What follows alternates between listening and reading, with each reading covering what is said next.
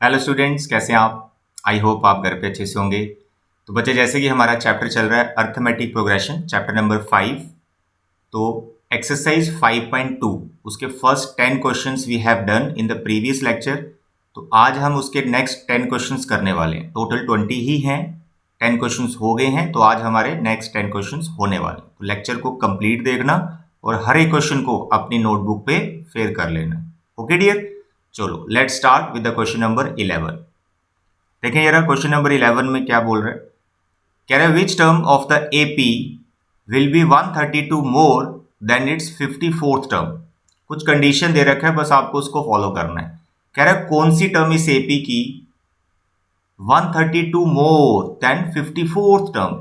54th term से 132 ज्यादा value किस टर्म की है, बस ये समझना है। तो आपको क्या पता है वो कौन सी टर्म है? नहीं पता है, वही तो फाइंड करना है। तो हमेशा इस टाइप के क्वेश्चंस में आपको क्या बताया गया है, उसको मान लो nth term, last term, journal term, ठीक है, उसको nth टर्म बोल दो। तो आप ऐसा लिखें, let required term, let required term be an। ठीक है, ऐसा हर बार करना है जब इस टाइप का क्वेश्चन रहेगा, उसको an लेट करना आपने। उसके बाद आप according to given condition, according to question जो लिखा है उसको आप अप्लाई कर दीजिए। कह रहा है कौन सी टर्म, तो हमने मान ली nth टर्म, तो आप लिखेंगे nth term is 132 more than 54th term, ऐसा लिखना है। ठीक है, और यहां बगल में आप बता दें कि इस एपी की जो फर्स्ट टर्म है सर वो 3 है, और इस एपी का जो कॉमन डिफरेंस है वो आप वहां पे निकाल के उसको बता दो, सर जी 8 है, 15 में से 3 12। ओके डियर, तो ए डी निकाल लिया, जो कंडीशन थी वो भी अप्लाई कर दी। अब यहां पर फॉर्मूले अप्लाई कर दो। जैसे nth टर्म का क्या फॉर्मूला होता है sir, a plus N minus 1d। 132 plus 54th term का क्या फॉर्मूला है sir, a plus 53d। Okay, अब आप क्या करें, थोड़ी कैलकुलेशन। जैसे a और a देखो डायरेक्ट कैंसिल हो रहा है, तो इसको डायरेक्ट कैंसिल कर दो आप, इसका वैल्यू डालने की जरूरत नहीं है, ये कैंसिल हो रहा है। तो हमारा मेन है यहां से n का वैल्यू निकालना। तो d हमारा 12 आ रखा है, 132 प्लस 53, d कितना आ रखा है सर जी 12। बस थोड़ी सी कैलकुलेशन ही करनी है। इस 12 को फिलहाल मैं अंदर मल्टीप्लाई नहीं कर रहा हूँ, इसको एज ए फैक्टर ही रख रहा हूँ, क्योंकि ये डिवाइड में उधर चला जाता है तो कुछ टर्म्स को और कैंसिल वैंसिल करता है ये। ठीक है, यहाँ आ गया 12 3 ज़ा 36 सर, 3 कैरी, 12 5 ज़ा 60, 60 एंड 3 ज़ा 63। इनको प्लस वगैरह कर लो, देखो कितना आएगा ये। 6 and 2 sir 8, 3 3 sir 6, 6 and 1 sir 7।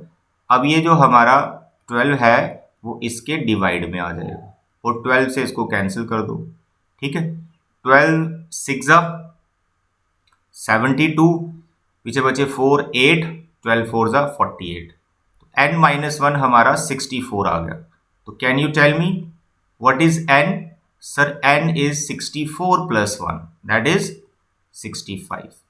तो जो n का वैल्यू आया है वही हमारा रिक्वायर्ड टर्म होगा, क्योंकि n आप यहां डालेंगे तो यानी 65th term is the required term, जो 54th टर्म से 132 ज्यादा है। उसका वेरीफाई भी कर सकते हो रफ में, आप जस्ट 54th टर्म का वैल्यू निकाल लो, 65th टर्म का वैल्यू निकाल लो, और देखो जो 65th टर्म आएगी वो 54th टर्म से 132 ज्यादा होगी। इसको आप वेरीफाई कर सकते हो अगर आपको बीच में कोई डाउट बने। तो फिलहाल वो वेरीफाई आप कर लेना। तो हम यहां पर लिख लेंगे रिक्वायर्ड टर्म जो हमारी है वो कौन सी है, 65th। दैट्स ऑल, बहुत सिंपल क्वेश्चन है। कुछ बच्चे क्या करते हैं, जैसे nth टर्म को अलग से कैलकुलेट करते हैं, a का वैल्यू डाल देते हैं, फिर 54th टर्म अलग से। ऐसा नहीं करना है, कंडीशन लिखना है, जैसे जो कुछ कैंसिल हो रहा है उसको कर देना है। ठीक है, अलग अलग नहीं, सेपरेट करना है। कंडीशन लगाने के बाद बस वैल्यूज डाल दो आप कैंसिल करने के बाद। ठीक है, तो काफी इंपॉर्टेंट क्वेश्चन है ये, काफी इंपॉर्टेंट है, अच्छे से इसको आपने अपनी नोटबुक पे फेयर करना है। ठीक है, चलिए नेक्स्ट क्वेश्चन नंबर 12। ये तो बहुत इजी क्वेश्चन है। क्वेश्चन नंबर 12, कह रहा है 2 APs have the same common difference. There are 2 APs, उनका कॉमन डिफरेंस सेम है। तो पहले भाई वो कॉमन डिफरेंस ही हम लेट कर लेते हैं, जो कि गिवन नहीं है। तो हम लिखेंगे लेट कॉमन डिफरेंस, जो कि सेम है दोनों का, तो उसको हमने डी ले लिया। The difference between their 100th term is 100। यानी जो दो एपीज हैं उनकी 100th टर्म को माइनस करेंगे तो वो 100 बैठ रहा है। कह रहा है what is the difference between there 1000 terms. अब यहाँ 1000 लिखा है तो वो कुछ भी लिख सकता है, कुछ भी लिख सकता है, ठीक है। तो ये बड़ा ही सिंपल क्वेश्चन है, इसमें आपको फर्स्ट टर्म जरा लेट करनी पड़ेगी। तो आप ऐसे लिखें, late first term for first AP, उसको आप A1 रख लो या फिर A ही रखो, A रखो, and first term for second AP, second AP की जो फर्स्ट टर्म है उसको A डैश ले लो, क्योंकि फर्स्ट टर्म के बारे में तो बताया नहीं ना कि वो सेम है, तो हमने तो ये मान के चलना है कि वो डिफरेंट होगी। तो हमने फर्स्ट एपी की A रख लिया, सेकंड एपी की जो फर्स्ट टर्म है उसको A डैश रख लिया। अब जो कंडीशन हमें दे रखा है हमने उसको अप्लाई करना है। कंडीशन क्या है? The difference between their 100th term, यानी अगर मैं ऐसे बोलूं according to given condition A 100, यानी 100th term of first AP कौन सी बड़ी है कौन सी छोटी है हमें मालूम नहीं है, तो हम ऐसे मान के चलेंगे कि फर्स्ट एपी की जो 100th टर्म है वो बड़ी है। मान सकते हैं, कोई दिक्कत नहीं, चाहे आप दोनों केस लेके भी चल सकते हैं, चाहे आप सेकंड एपी की 100 टर्म को बड़ा मान लो, कोई दिक्कत नहीं है, रिजल्ट तो आपका सेम ही बैठेगा। तो 100th term of first AP, this is the 100th term of second AP, इसको डैश से लिख लो। इन दोनों का जो डिफरेंस है वो हमें दिया हुआ है 100। अब यहां पर आपको क्या करना है, इन दोनों टर्म्स का फॉर्मूला लगा देना है। 100 टर्म का क्या फॉर्मूला होता है sir? A plus 99D। A dash 100 का क्या फॉर्मूला होगा? A plus 99D। लेकिन यहाँ A पे डैश लिख लेना, क्योंकि सेकंड एपी की जो फर्स्ट टर्म है उसको हमने A डैश से लिखा हुआ है, और जो कॉमन डिफरेंस है वो तो दोनों का सेम है, इसलिए यहाँ DD ही रखना है, इक्वल टू 100। थोड़ी सी कैलकुलेशन बड़ी मजेदार है इसकी। कैसे? जैसे आप ब्रैकेट ओपन करेंगे आप देखेंगे ये हो गया 99D, तो भाई ये टर्म और ये टर्म हो जाएगी कैंसिल। तो आप देख रहे हैं यहां पर आपके पास एक रिलेशन आ गया, A minus A dash equal to 100। इसको रख लो नंबर 1, यानी 100th टर्म का जो हमें डिफरेंस दे रखा था, तो फर्स्ट टर्म का डिफरेंस भी उतना ही आ रहा है, that is 100। First term of first AP, first term of second AP, दोनों का डिफरेंस 100 आ रहा है। तो ऐसा हमेशा होगा ही इस टाइप के क्वेश्चंस में। अब हमें जो फाइंड करना है 1000 टर्म का डिफरेंस, तो हम ऐसा लिखेंगे, ये आ गया आपकी 1000 फर्स्ट एपी की, ये आ गई 1000 टर्म सेकंड एपी की। अब इसको कैलकुलेट करेंगे तो पहले फॉर्मूला लगाते हैं। A प्लस 1000 टर्म का क्या फॉर्मूला होता है सर जी? 999D लिख दो, ठीक है। उसके बाद सर A प्लस इसका डैश लिखना है फर्स्ट टर्म 999D, D दोनों का सेम है, इसका पहले ब्रैकेट ओपन करो। बड़ा मजेदार क्वेश्चन है। A डैश 999D, भाई देखो ये दोनों कैंसिल हो गए, क्या बचा? तो 1000 टर्म का जो डिफरेंस आ रहा है वो वही आ रहा है जो फर्स्ट टर्म का डिफरेंस आ रहा है। तो ये हमने कैलकुलेट किया हुआ, कितना आया था ये? 100, that's all, this is the required value.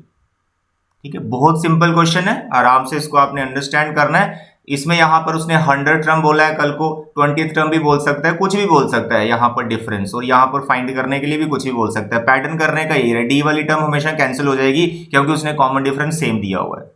Okay dear, चलिए, तो ये था हमारा 12th। अब चलते हैं 13 की तरफ। Very simple and very interesting, और इस टाइप के आप पता नहीं कितने क्वेश्चन खुद से भी बना सकते हो। देखो क्या लिखा है इसने, कह रहा है how many 3 digit numbers are divisible by 7।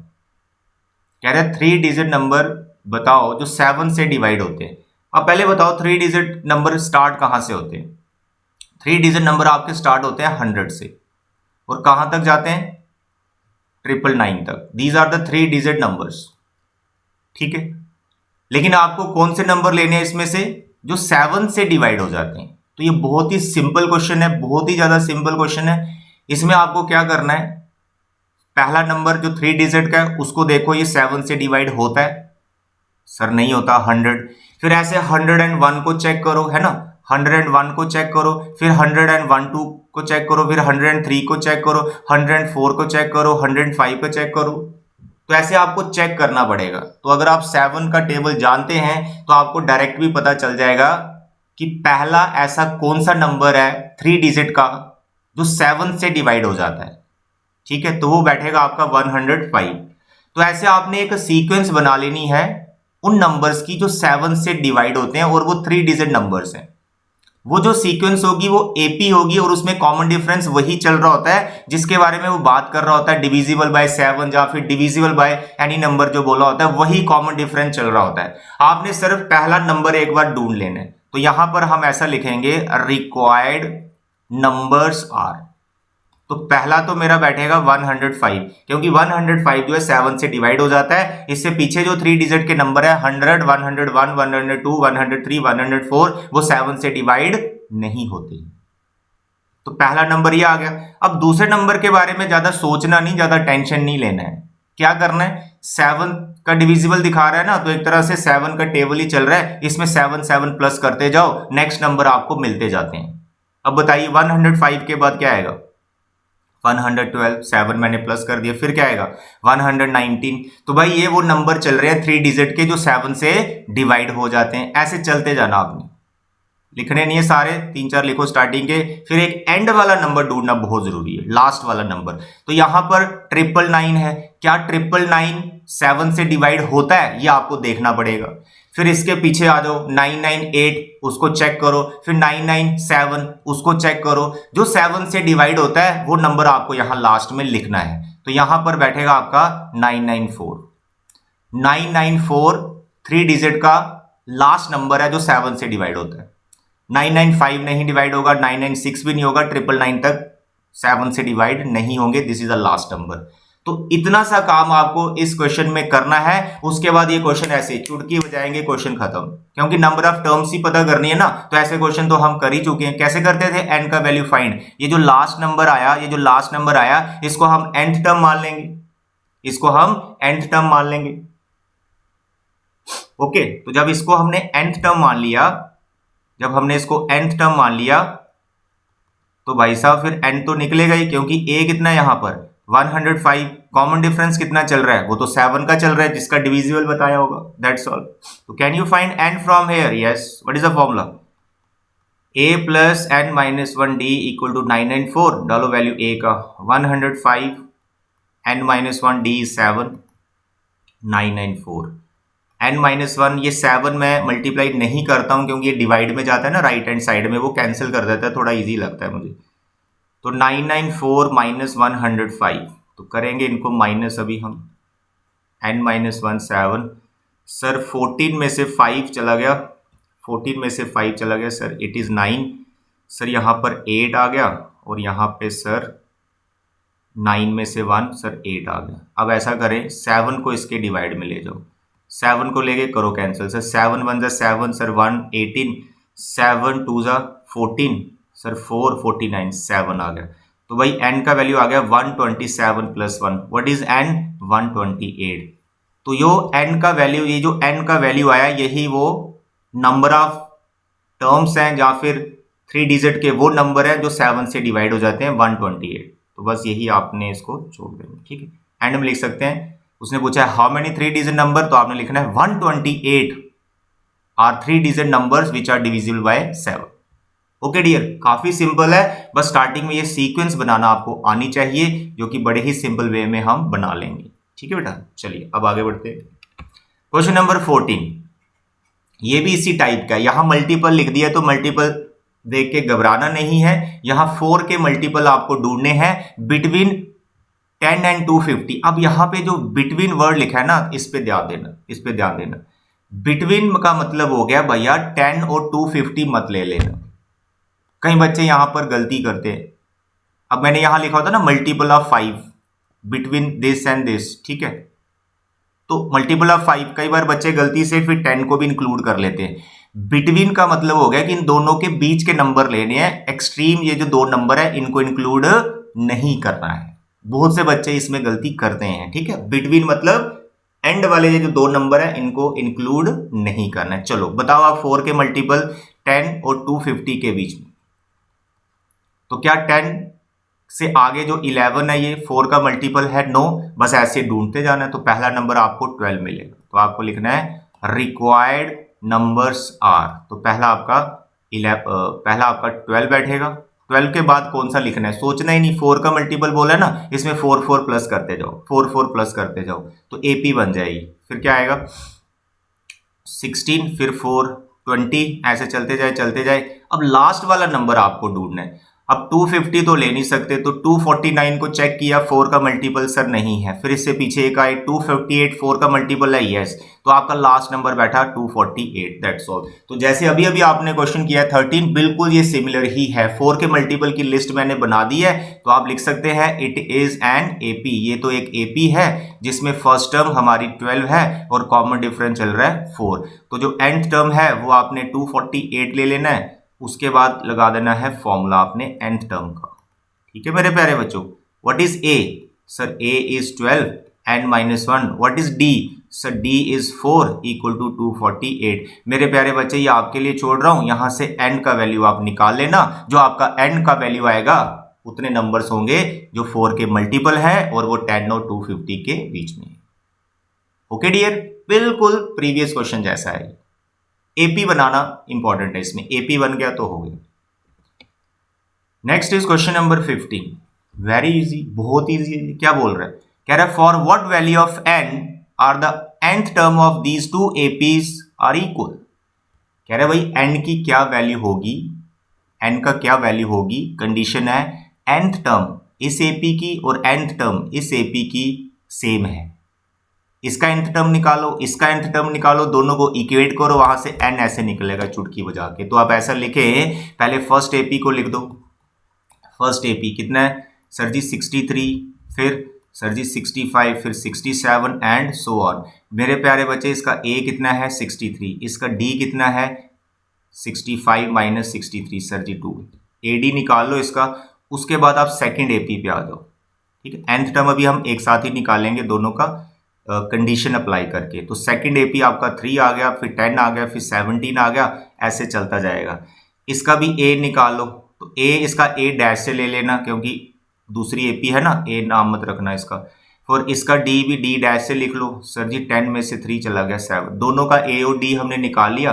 फिर लिखो according to question. According to question क्या बोलता है? nth term of the first AP is equal to nth term of the second AP. इस पे डैश लिख लेना क्योंकि nth टर्म उसकी डिफरेंट होगी, तो डिफरेंट उसका नाम रख लिया। nth टर्म का formula sir ji a plus n minus 1d।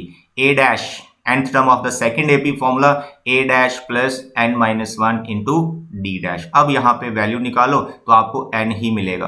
Can you tell me a of the first? Yes sir ji 63। फिर plus n minus 1, what is d of the first? Sir ji 2 is equal to what? A dash of the first 3 plus n minus 1 d dash of the first sir ji 7। तो ये जो एक equation बना है ये एक 6th class का question बन गया है, बिल्कुल 6th क्लास का, जिसमें n का वैल्यू आपको फाइंड करना है। सिंप्लीफाई करते जाओ, सारी टर्म n वाली लेफ्ट साइड में ले जाओ, बिना n वाली राइट साइड में ले जाओ, वहां से n आ जाएगा। बहुत सिंपल है, थोड़ा कैलकुलेट कर लेते। 63, ये वाला 3 मैं यहाँ ट्रांसफर कर दिया और इसका ब्रैकेट ओपन कर लेता हूँ। 2n minus 2 is equal to, ये 3 मैंने ट्रांसफर कर दिया, 7 को अंदर मल्टीप्लाई करते हैं, 7n माइनस 7। ठीक है बेटा, 63 में से 6 सर जी 60 आ गया। 2n 7n को भी इधर ले आए और इस 7 को भी इधर ले आए और एक माइनस 2 भी है। ठीक है, 2n और 7n दोनों एक तरफ आ गए तो ये माइनस 5n बचा। अब यहाँ पे टोटल बच रहा है ये 60 और एक 7, 67 और एक 2, तो 65 यहाँ पर टोटल बच रहा है प्लस का, बस n आ गया यहाँ से। It is 65 by 5, 13, that's all. तो 13 इज द राइट आंसर। कुछ नहीं, बड़ा सिंपल है, दोनों की nth टर्म निकालनी, इक्वेट कर लेंगे। ठीक है, now the question number 16। What is that? Determine the AP. कह रहे एपी फाइंड करो। ओके, कंडीशन क्या है? whose third term is 16 and seventh term exceeds the fifth term by 12। Very simple, कोई कंडीशन दे रखा है, बस उसको अप्लाई करना है। एपी फाइंड करना है तो एडी चाहिए, जो कि नहीं है। ए और डी पहले तो आप लेट कर लो, ए और डी पहले तो आप लेट कर लो। लिखो let first term is equal to A and common difference is equal to D. ठीक है, डी और A, first term common difference कर लिया लेट। अब कंडीशन लगाओ, third term is 16। Okay, third term is 16, थोड़ा सा रिलेशन बना लेते हैं। a प्लस 2d इक्वल टू 16, a निकालो यहाँ से। सर जी 16 माइनस 2d रख लेते हैं, निकाल के काम आएगा। दूसरा condition, seventh term exceeds the fifth term by 12। तो दूसरा कंडीशन है seventh term exceeds the fifth term by 12, ऐसे लिखेंगे। Can you tell me seventh term का formula? Yes, a plus 6d।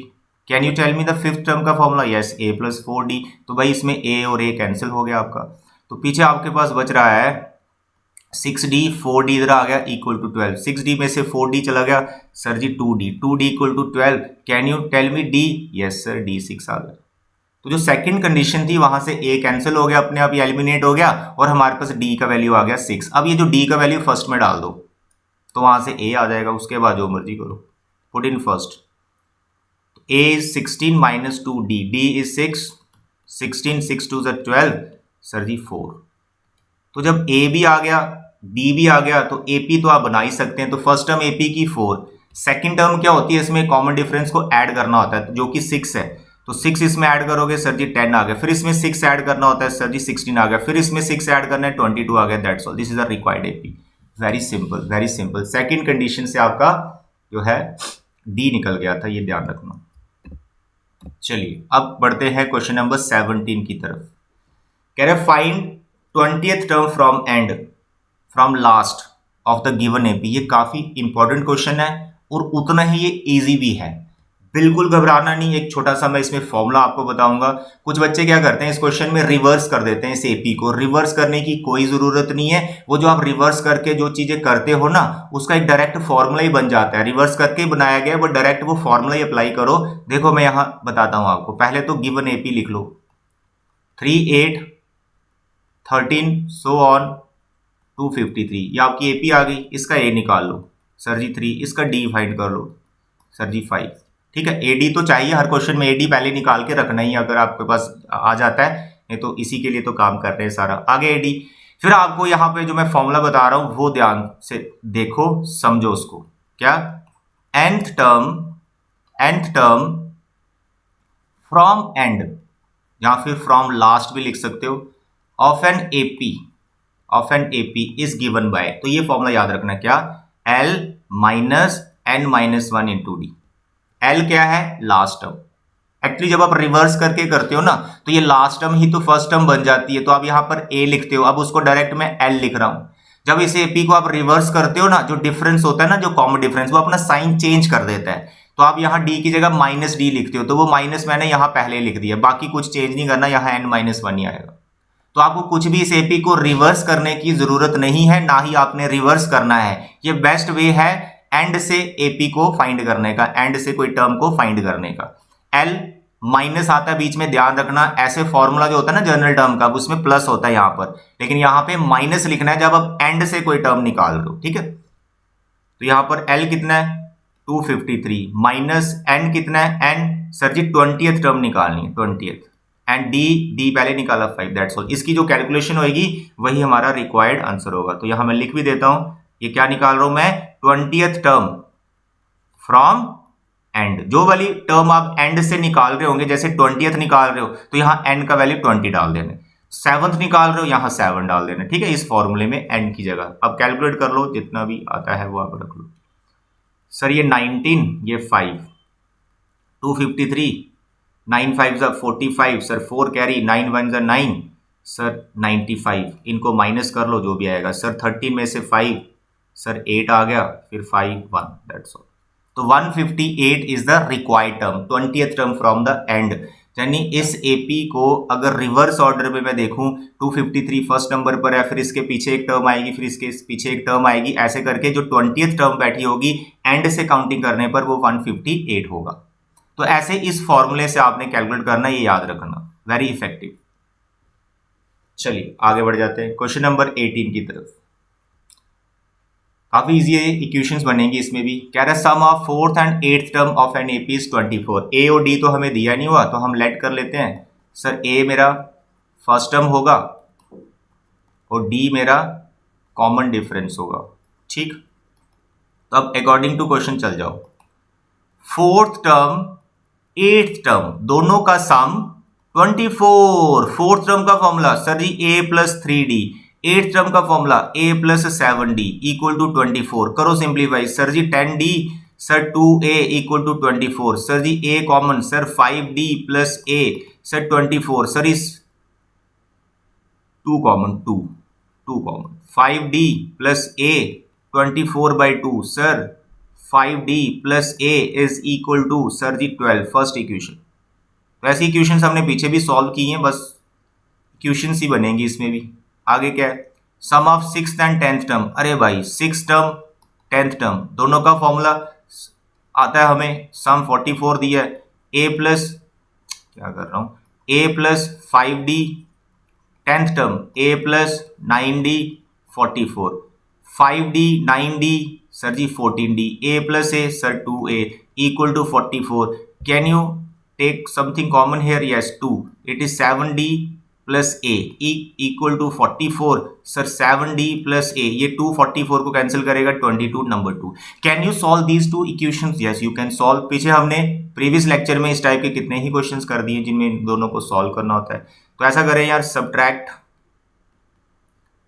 Second first from second, ठीक है। इस first को आप माइनस करो सेकंड में से, 7d में से 5d जाएगा, 2d बचेगा, a कैंसिल होएगा, 22 में से 12 माइनस हो जाएगा, 7d में से 5d, सर जी हम लिखेंगे यहाँ पे 2d, a कैंसिल हो गया, a कैंसिल हो गया, पीछे 22 में से 12, सर जी 10 आ गया। तो भाई देखो d निकल गया कि निकल गया, सर जी 5। इस d को फर्स्ट या सेकंड में पुट कर दो, मानो हम फर्स्ट में पुट कर देते हैं। फर्स्ट क्या है sir, 5d plus a, 5d plus a कितना था सर 12 इक्वल टू 12। तो अब यहां से a आ जाएगा, 25 plus a equal to 12, sir a is 12 minus 25, कर दो minus, sir a is minus 13। तो हमें फाइंड क्या करना है इसमें, find the first 3 terms of the AP। तो निकाल दो फर्स्ट 3 टर्म्स, पहली टर्म तो निकली गई है, पहली टर्म तो निकल गई है। अब इसमें d प्लस करते हो, d 5 है, इसमें 5 प्लस करोगे 8 आ जाएगा, ठीक है, माइनस 8, फिर इसमें 5 प्लस करोगे तो माइनस 3 आ जाएगा, दैट्स ऑल। आगे भी निकाल सकते हैं, तो हमें फर्स्ट 3 टर्म्स निकालनी थी AP की। काफी इजी क्वेश्चन है, इक्वेशंस बनेंगी, बस आप उनको दोनों को सॉल्व करना होगा। चलिए 2 क्वेश्चन अभी रह गए, दोनों स्टेटमेंट सम है, सिचुएशनल प्रॉब्लम है, AP खुद बनाना है, बना लेंगे, कोई दिक्कत नहीं। कह रहा है सुबह राय started work in 1995 at an annual salary of rupees 5,000, यानी 5,000 रुपये उसकी नौकरी लग गई, and received an increment of 200 each year, हर साल उसको इंक्रीमेंट भी लग जाता था 200 रुपये का। in which year did his income reach 7,000, कहता है कितने साल के बाद उसकी इनकम 7,000 हो जाएगी। वैसे भी आप ये सोच के बता भी सकते हो, लेकिन हम इसको एक AP के तरह से डील करेंगे। तो हम सबसे पहले क्या करेंगे, हेयर सीक्वेंस इज, हम एक सीक्वेंस बना लेते हैं उसकी सैलरी का विद इंक्रीमेंट। जैसे फर्स्ट ईयर में उसकी सैलरी कितनी थी 5,000, सेकेंड ईयर में उसकी सैलरी कितनी हो जाएगी 5,000 पे वो लगा था, 200 उसका इंक्रीमेंट हो गया, दिस इज सेकेंड टर्म। फिर थर्ड ईयर में कितना होगा सर 5,000, 200 और 200 उसको और दे दो, ये हो गया थर्ड ईयर का उसका सैलरी। ऐसे चलता जाएगा चलता जाएगा चलता जाएगा चलता जाएगा, एक स्टेज आएगी उसकी सैलरी 7,000 हो जाएगी। अब ये 7,000 कौन से ईयर में हुआ ये नहीं पता, हम थोड़ा सा और इसको पहले सिंप्लीफाई कर लेते हैं। तो पहला हमारा टर्म है 5,000, दूसरा मेरा 5,200, तीसरा मेरा 5,400, फिर ऐसे चलता गया, फिर एक टाइम आया मेरी सैलरी होगी 7,000। अब बताओ, अब ध्यान से देखो इस सीक्वेंस को, क्या ये सीक्वेंस AP है, चेक करो। Yes sir it is an AP, it is an AP। Why it is an AP, या 200 आप फिक्स एक अमाउंट ऐड कर रहे हो ना, तो it is AP, it is an AP जिसकी फर्स्ट टर्म कितनी है, जिसकी फर्स्ट टर्म कितनी है सर जी 5,000, ओके, जिसका कॉमन डिफरेंस कितना है सर जी 200, तो इट इज 200। तो सर हमने क्या फाइंड करना है, हमें तो यही बताना है कि कौन से साल में उसकी इनकम, उसकी जो सैलरी है 7,000 होगी। तो यानी हमें एंड का वैल्यू फाइंड करना, और ये इसको 7,000 को nth टर्म मान लेना है, जैसे हमने पीछे क्वेश्चन किए। तो it's a very simple, nth term को आप 7,000 रख लो, ठीक है। तो nth टर्म को हमने रख लिया 7,000, nth टर्म का फॉर्मूला लगा दो, क्या होता है sir ji a plus n-1d equal to 7,000। Can you tell me a here? Yes sir 5,000 था उसका सैलरी, एंड का पता नहीं सर, डी कितना है सर 200 चल रहा है, और यहां से आप कैलकुलेशन कर दो। अभी 200 को मैं अंदर मल्टीप्लाई नहीं करूंगा, ये उधर जाके डिवाइड में जाता है तो सारी चीजें कैंसिल कर देते। 5000 उधर चला गया, n-1 200, सर ये आ गया मेरा 2000। अभी इस 200 को मैं उधर ले जाऊंगा, 2000 डिवाइड बाई 200, ये दोनों कैंसिल हो गए, सर ये 10 आ गया। तो भाई n आ गया मेरा 10 + 1, व्हाट इज n? 11। भाई 11th ईयर में उसकी सैलरी कितनी होगी? 11th ईयर में उसकी सैलरी कितनी होगी? 7000। काफी सिंपल है यार, आपको एपी ही बनाना था और nth टर्म आपको गिवन थी, आपको n का वैल्यू निकालना था। जो n का वैल्यू आएगा उतने साल में उसकी उतनी सैलरी होगी। क्वेश्चन नंबर 20, ये पूरी एक्सरसाइज आपकी जो है nth टर्म पे चल रही है। बार बार nth टर्म का हम फॉर्मूला लगा रहे हैं, कोई टर्म हमें पता नहीं, उसको nth टर्म हम लेट कर लेते हैं, वहां से n निकलेगा, ठीक है। तो जो n हम निकाल रहे हैं ना, जो हम n निकाल रहे हैं n, ये ध्यान रखना नेक्स्ट एक्सरसाइज में ये बार बार हमें n ऐसे निकालना होगा। लास्ट टाइम हमें पता होगी हमें n निकालना होगा, तो ये n निकालने की प्रैक्टिस खूब करनी है। बड़े सुपर फास्ट तरीके से आपको n निकालना आना चाहिए। तो उसके बाद हमें जो भी कंडीशन गिवन होती है उसे हम रिक्वायर्ड जो भी टर्म फाइंड करनी होती है वो आराम से निकल जाती है, ठीक है। n का प्रैक्टिस करना है खूब। Question number 20, very easy. Ramkali save ₹5 in the first week of a year and then increased her weekly saving 1.75, मतलब हर हफ्ते हर वीक 1.75 रुपीज वो सेव कर लेती थी। If in the nth week हर वीकली सेविंग बिकम दिस, यार बिल्कुल सेम क्वेश्चन है जैसे आपने अभी किए, बिल्कुल सेम। कहते हैं कुछ हफ्तों बाद, कितने पता नहीं, nth वीक के बाद कुछ हफ्तों बाद उसकी सेविंग 20 रुपये 75 पैसे हो गई। कह रहा बताओ n कितने, यानी नंबर ऑफ वीक्स कितने होंगे। वेरी सिंपल, यहां पर जो सीक्वेंस बनेगी वो एपी हो जाएगी। तो हेयर सीक्वेंस इज, जो सीक्वेंस बनेगी उसकी सेविंग की, पहले हफ्ते में 5 रुपए, फिर कितना 1.75, तो 5 रुपए में आप 1.75 ऐड कर देंगे, फिर आपका आ गया 1.75 और उसने ऐड कर दिए नेक्स्ट वीक में। ऐसा चलता जाएगा। तो एक टाइम आया है कुछ हफ्तों बाद उसने इतना सेव कर लिया। तो इसको देखते हैं यार ये एपी है कि नहीं। तो पहला 5 है, दूसरा 6.75 है, 6.75 है। अब ये बन गया आपका 6.75 में फिर 1.75, यानी 6.75 और वो 1.75, तो इसको ऐड कर लो sir ji. 5 7 7 sir ji 5 7 sir 8, sir it is 8.50 and so on. ऐसे चलते जाओ, एक स्टेज आएगी 20.75। अब इसको चेक करो, is it AP? Yes it is AP. Why? क्योंकि इसका जो कॉमन डिफरेंस है वो 1.75 चल रहा है। आप फाइंड भी कर सकते हैं कॉमन डिफरेंस, या फिर हमें पता भी है यार 1.75 हर टाइम एक फिक्स अमाउंट ऐड हो रहा था उसकी सेविंग में, तो इसका कॉमन डिफरेंस आपका डी है, ठीक है। तो you can write is an AP, कि ये सीक्वेंस जो है वो एक एपी है। हमें nth टर्म गिवन है 20.75, तो बस ये फॉर्मूला ही लगाना आपको। तो व्हाट इज nth टर्म? 20.75। बताइए nth टर्म का फॉर्मूला, a + n-1d, 20.75 लगाओ वैल्यू, a कितना है 5 रुपीज, प्लस n-1 सेविंग कितना कर रही थी 1.75, टोटल कितना बन गया था उसका कुछ हफ्तों बाद 20.75, n-1 1.75 को इधर रख रहा हूँ, 20.75 n-1, इसमें से 5 माइनस करना है, 1.75, 20 में से 5 सर 15.75, ठीक है। n-1 15.75 डिवाइड बाई 1.75, दोनों डेसिमल सेम प्लेस पे लगे हुए हैं। 100 इनका आएगा, डिवाइड में वो कैंसिल हो जाएगा, तो you can write it is 1575 divide by 175, ठीक है। ये 100% कैंसिल होगा ही होगा, क्योंकि जो n आपको फाइंड करना है वो नंबर ऑफ वीक्स हैं, तो वो नेचुरल नंबर ही होगा, तो ये कैंसिल होगा ही होगा। ये 9 से कैंसिल हो जाएगा, आप करके इसको देख सकते हो, equal to 9, so n is 10। तो रिक्वायर्ड जो उसका nth वीक है वो कौन सा वीक है, वो है 10th week. I hope it is clear. तो ये थी बच्चे हमारी छोटी सी एक्सरसाइज 5.2, आज हमने कंप्लीट कर दी है। 20 क्वेश्चंस अपनी नोटबुक पे बच्चे फेयर कर लेना। तो नेक्स्ट हम सम का फॉर्मूला डिराइव करेंगे, एपीवी की टर्म को हम कैसे प्लस कर सकते हैं, और उसके बाद हम 5.3 एक्सरसाइज को कंप्लीट करेंगे। तब तक के लिए थैंक यू बच्चे, अपना ख्याल रखें, बाय बाय।